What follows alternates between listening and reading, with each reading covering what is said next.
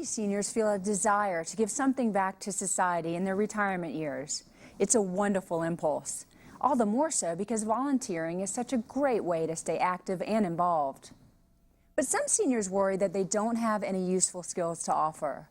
If you're one of those people, this next piece will show you just how much you can accomplish with little more than a kind heart and a helpful attitude. Take a look at the good work being done by the foster grandparents of Senior Corps.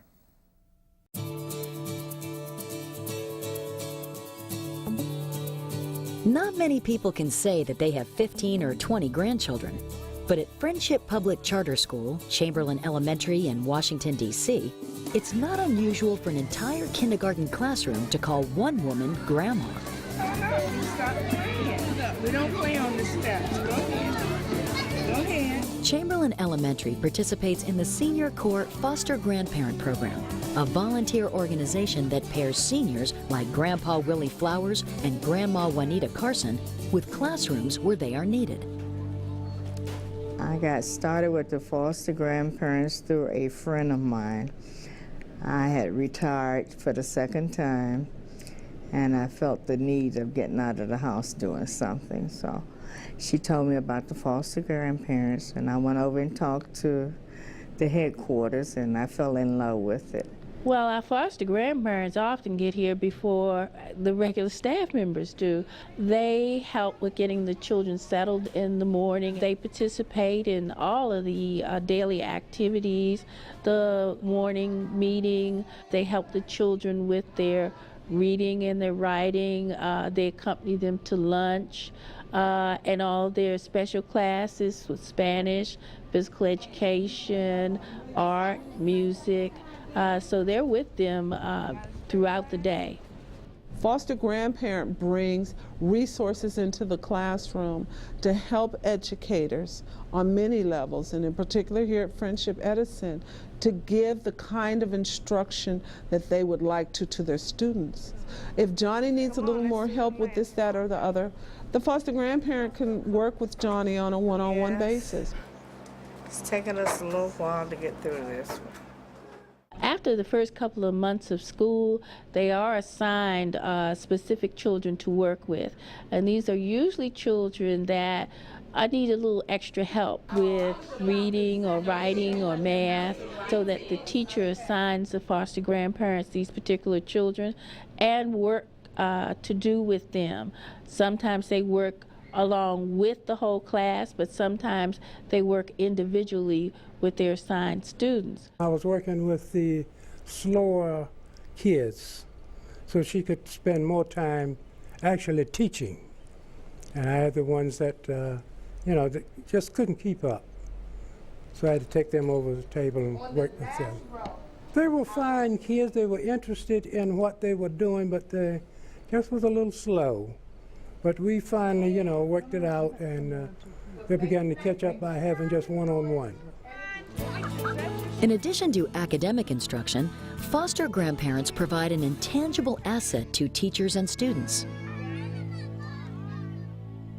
Well, in the beginning, it's like most 4 or 5 year olds. They, you know, don't want to leave home.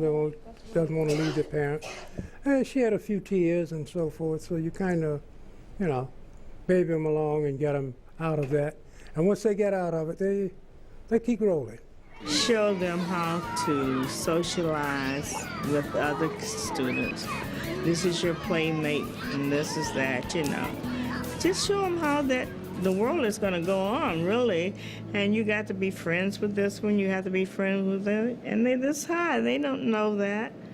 They've been used to being with mommy all the time, so now they're out here. Oh, I got 19 students in my class. What do I do? They really look forward to have, you know, that extra little hug and kiss and comfort in the morning, to tie their shoe or, you know, whatever, tuck in the shirt, wipe a little something off their face, whatever, that little extra thing that grandmothers and grandfathers do. The children really look forward to that. So. The other really important thing about foster grandparents, they don't just work with the children. They are also giving the hugs and encouragement to the adults in the school, from the principal, Mr. Shepherd, on down. If they see you with a kind of worried look on your face, you know, you get an extra special hug, or they have a way of making you laugh. And so they are invaluable to the school in a number of different ways. Invaluable. That's the word everyone seems to use to describe the special people who volunteer as grandparents at Chamberlain Elementary. Granddaddy Flowers is kind of quiet, but I think that he has that quiet strength that boys need. We very seldom get a man foster grandparent, and I was thrilled to get him because our boys need as much contact with men as they can possibly get. And Granddaddy Flowers sets an excellent example. Grandpa Flowers is like a quiet storm. He makes a presence in that classroom. I always tell Grandma Carson to behave herself. And that's because she is such a fun-loving person and always has everyone laughing. When she sees the children, she lights up. When they see her, they light up. She is articulate, full of energy, full of energy. We look at some of the projects that the children do. She gets right there with them and does it. She brings extra patience. As teachers, we get overwhelmed at times because we have worked together for a while, that Grandma can sense when I have gotten overwhelmed with one or two children, and I can automatically say, okay, go to Grandma, or Grandma say, okay, come here, sweetie, come here. Some studies have shown that seniors who do volunteer work have fewer medical problems than the senior population at large. But for the Chamberlain grandparents, it's about what they give rather than what they get. I just like the little ones. It's a difference, but I think that we're getting them at the beginning of their life, and we are helping them support a solid foundation for them. I can see the difference from being here than being in senior high school, because if they don't get it here, we are lost in a little shuffle. Well, as you know, in this city, there's kids doing everything that they should not do. And if you can try and save one or two, and maybe that one or two can save one or two more, and so on and so on, and make the community, the city, and all other places around, you know, a better place to live. It's all about love, and we are needed. We are really needed. It would be nice if we could have one in each classroom. Even the higher grades, they're really needed, so we are really needed. If education isn't your thing, all I need you to know is that if you love children, if you know the importance that adults make in the lives of children, and you have some time, then volunteering is the most rewarding. It's not a building that will crumble. It's not a product that will grow old. It is something that lives on with you forever. I'm delighted to welcome Tess Scannell to the Daily Apple studio. Ms. Scannell is Director of Senior Corps and previously served as Director of Generations United, a national coalition on intergenerational issues and programs.